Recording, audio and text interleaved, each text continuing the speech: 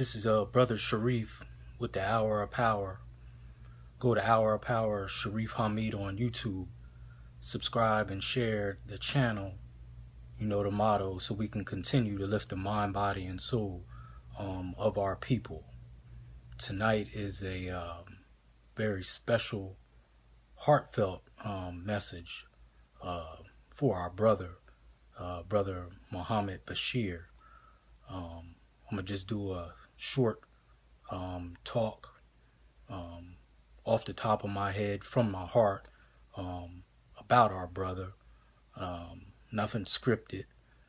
No one told me to do this. It's just strictly from the heart for our brother.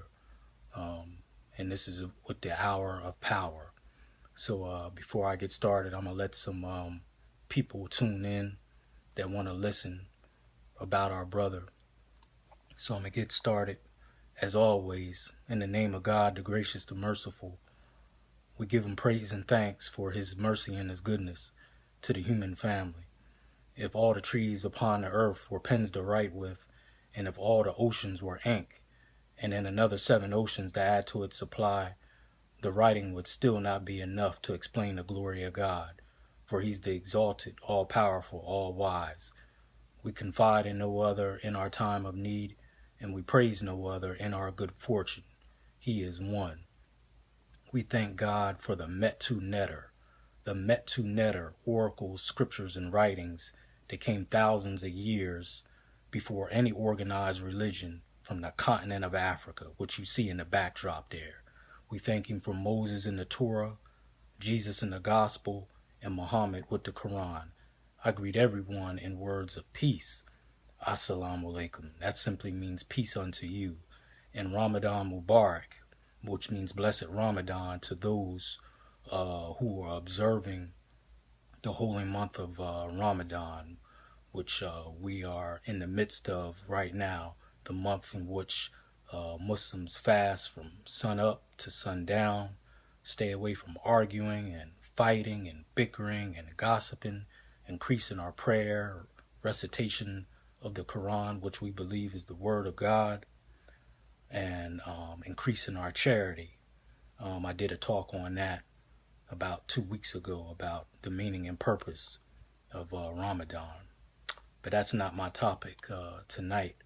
Tonight I want to briefly talk about and discuss a beautiful human being that God blessed us, who came in his presence, who talked with him, walked with him, and got to know him. God blessed us with a beautiful human being, and as life goes, he's no longer with us. Talking about Brother Muhammad Bashir.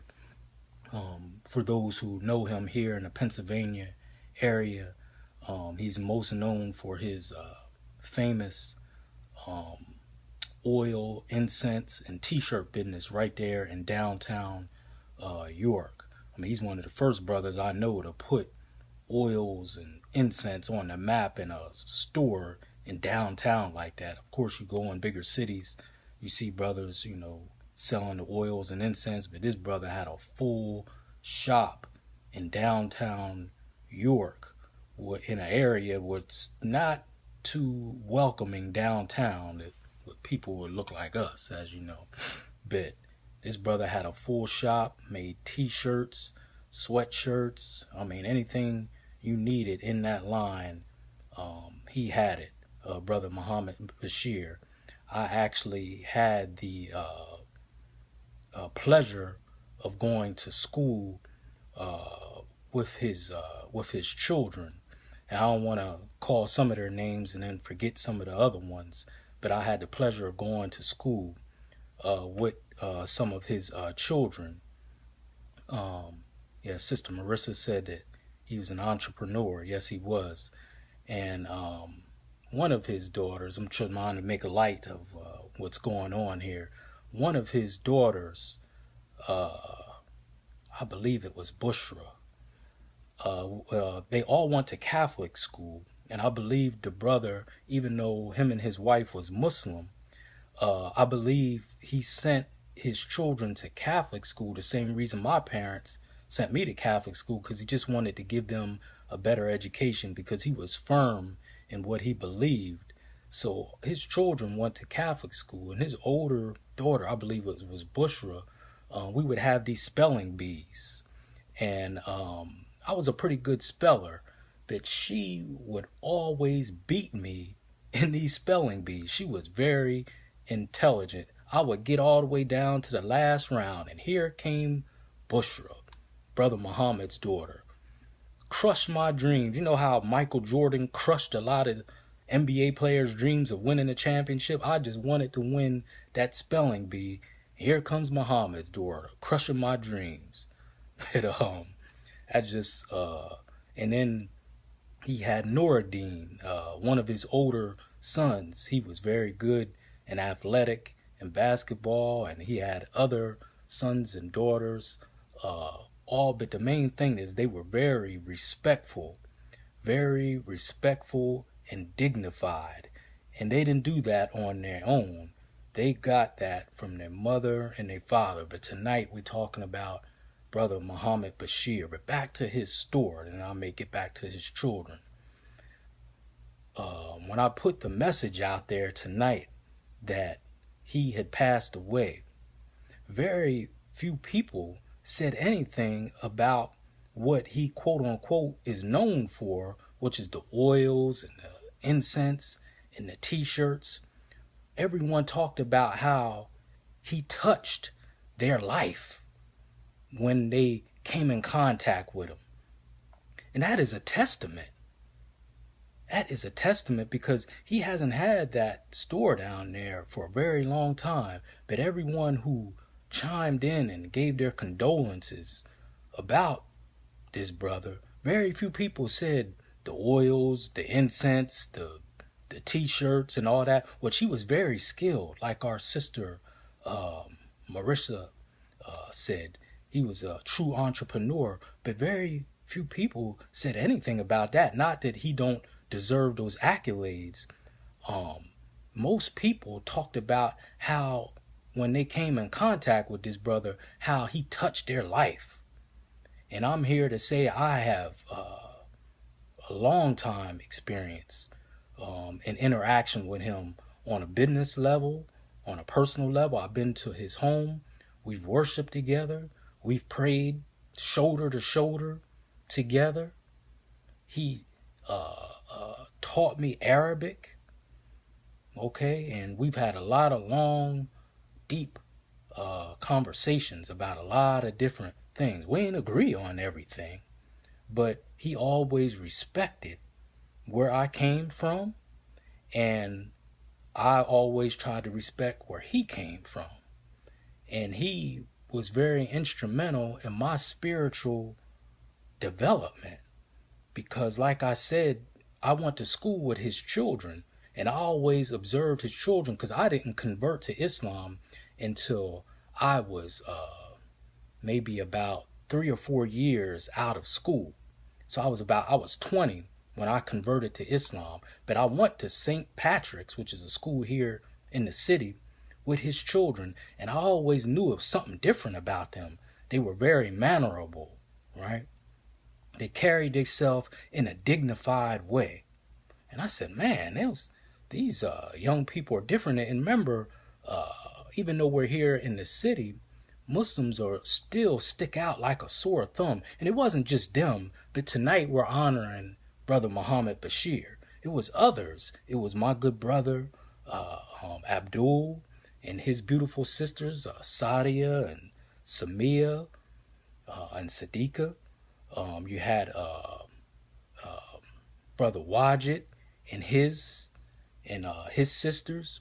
But his daughters and his sons, they stuck out because they were so dignified.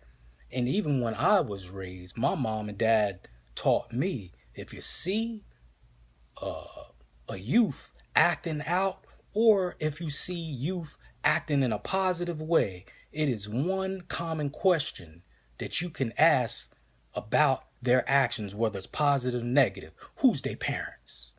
I'm going to repeat that.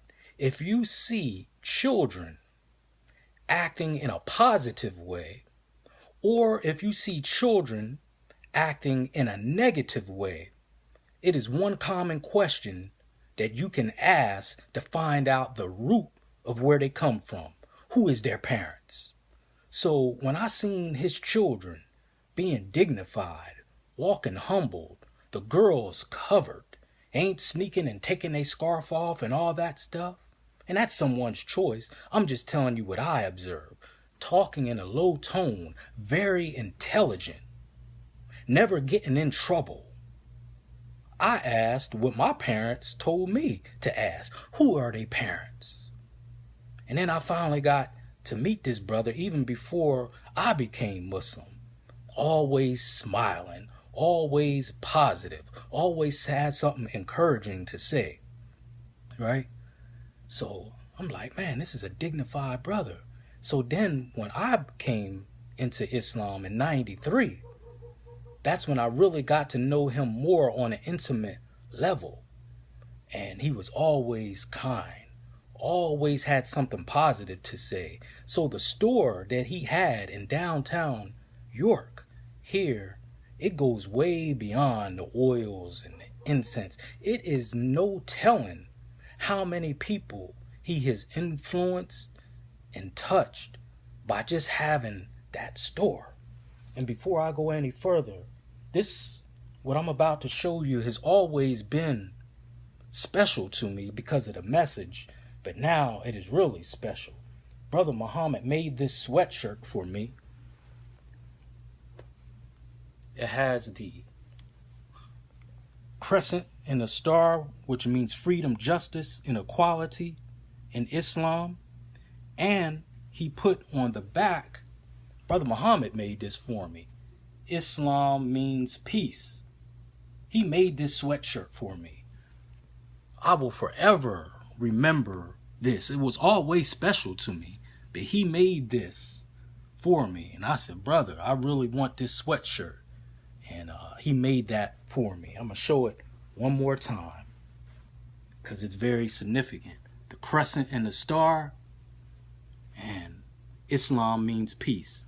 Brother Muhammad made that for me, so that'll always be special to me. But there's no telling how many people he touched with his kindness, his generosity, and just being consistent of who he was. And he, once again, had his children there working in the store.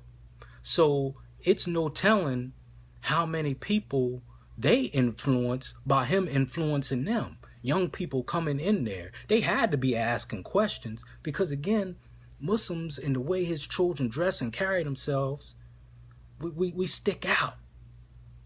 So there's no telling how many people he influenced. I had a sister inbox me today because I put a post saying, remember our brother. And someone said, I remember going there as a teenager, and I still remember those conversations. It was so powerful, so enlightening. So I'm saying all this to say I could be here for 2 hours talking about this brother. Like I said, he helped teach me Arabic, the little bit that I know, taught me how to pray. And even if he would correct you, he would do it in a kind way. Never abrasive, never arrogant.